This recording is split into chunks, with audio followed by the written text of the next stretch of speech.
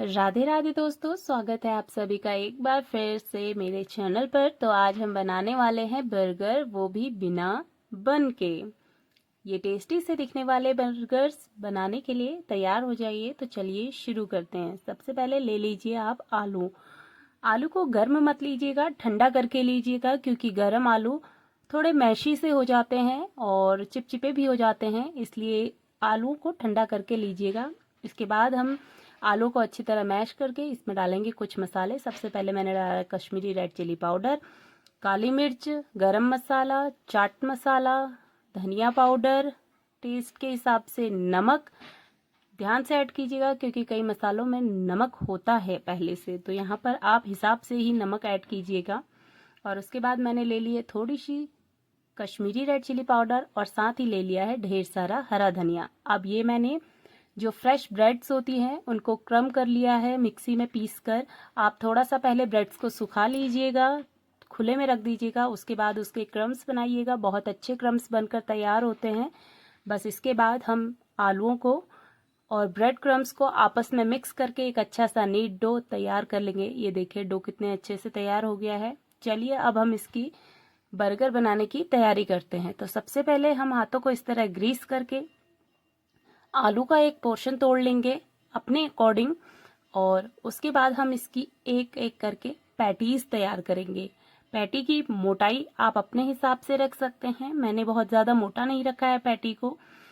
और इस तरह से आप हाथों से प्रेस करते हुए पूरे जोड़ों को मिलाते हुए अच्छे से इसको प्रेस करके एक अच्छी सी पैटी तैयार कर लेंगे। ये देखिए ये पैटी बहुत अच्छे से तैयार हो गई है। जहाँ पर आपको फटता हुआ फील हो रहा है वहाँ पर आप अच्छे से हाथों से प्रेस करके उसे चिपका दीजिए। ये देखिए इसकी थिकनेस मैंने इतनी ही रखी है, बहुत ज़्यादा थिकनेस नहीं रखेंगे। ब्रेड भी पकी हुई है, आलू भी पकी हुई है, तो आप इनको मोटा भी करके बना सकते हैं।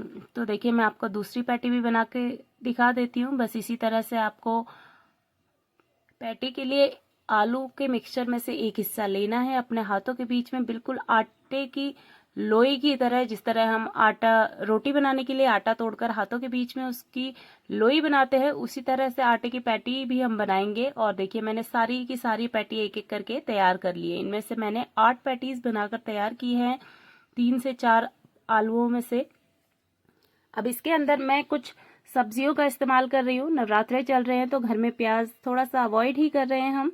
तो इसके लिए मैंने देखिए शिमला मिर्च, टमाटर, पनीर और खीरा ले लिया है। आप चाहें तो इसके लिए आप चीज़ भी इसमें ऐड कर सकते हैं, चाहे तो मोज़रेला चीज़, प्रोसेस्ड चीज़ स्लाइस।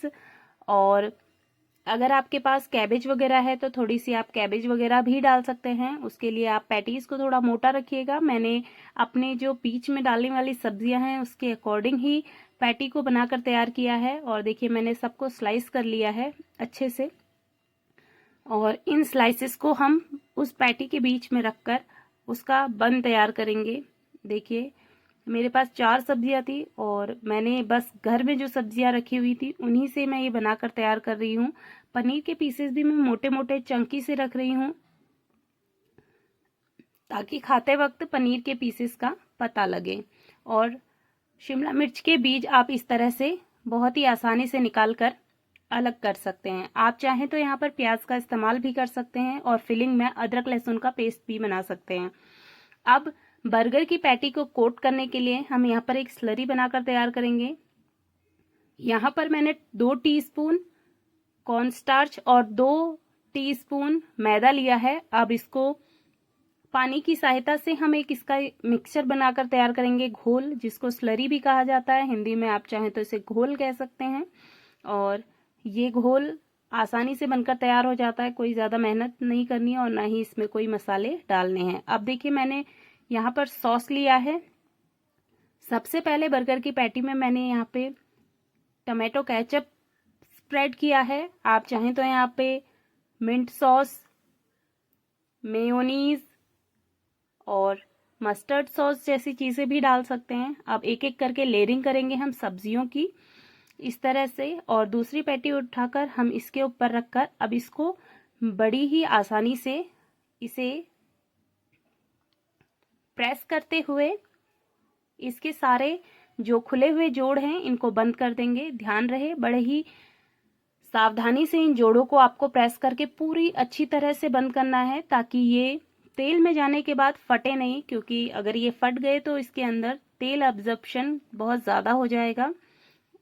देखिए कितने अच्छे से मैंने प्रेस करते हुए ये सारी पैटी को बंद कर लिया है, और इसे कितनी ही आसानी से मैंने एक बर्गर का शेप देकर तैयार कर दिया है। ये देखिए, आप भी बिल्कुल इसी तरह से बर्गर का शेप देकर इसे तैयार कीजिए।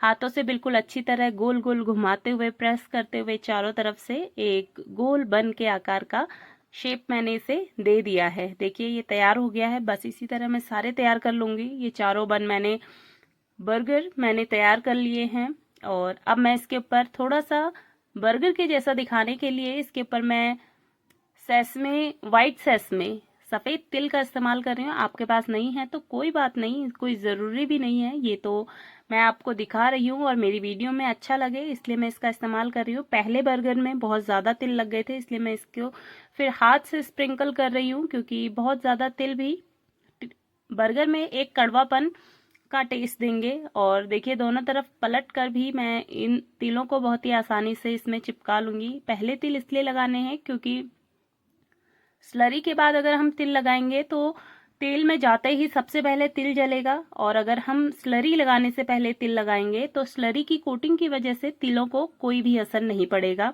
आप देखिए ये तिल मैंने बनाकर तैयार कर लिए हैं। यहाँ पर स्लरी में मैं इसको डिप करूंगी बर्गर को, और तेल को मीडियम हॉट रखिएगा।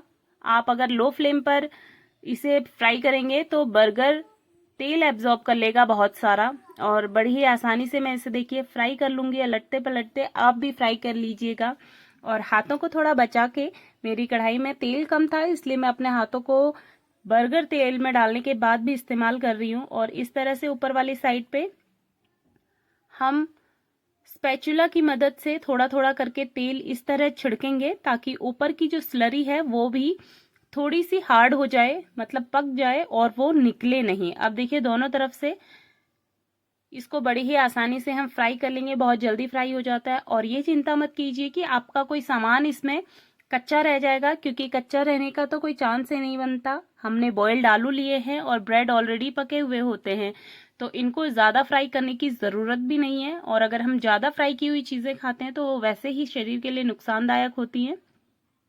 तो इस तरह से जैसे मैं बना रही हूँ उस तरह से ये बहुत ही ज़्यादा हेल्दी भी रहेंगे। अगर आप चाहते हैं कि आप इसमें ज़्यादा तेल का इस्तेमाल ना करें तो आप इनको शैलो फ्राई भी कर सकते हैं। और जैसे ही मैंने ये तैयार किए, मेरे हस्बैंड भी घर आ गए थे और बच्चे भी थे, तो मैंने सबसे पहले अपने बेटे को टेस्ट कराया। ये देखिए मैं आपको काट के दिखा रही हूँ कितनी अच्छे से ये बिल्कुल बर्गर की तरह लग रहे हैं ना, लाजवाब। आप चाहें तो इसके बर्गर के जो बाहर का हमने वो बनाया है, शेल बनाया है, उसमें आप मटर भी ऐड कर सकते हैं और अंदर इसके आप कॉर्न भी ऐड कर सकते हैं। मेरे बेटे ने कहा मम्मी बहुत ज़्यादा टेस्टी है, तो आप भी ज़रूर ट्राई कीजिएगा ये बिना बन वाला बर्गर घर पर। और मुझे अपना प्यार ज़रूर दीजिए, मेरी वीडियोस को लाइक कीजिए, शेयर कीजिए और चैनल को सब्सक्राइब कीजिए। Thanks for watching.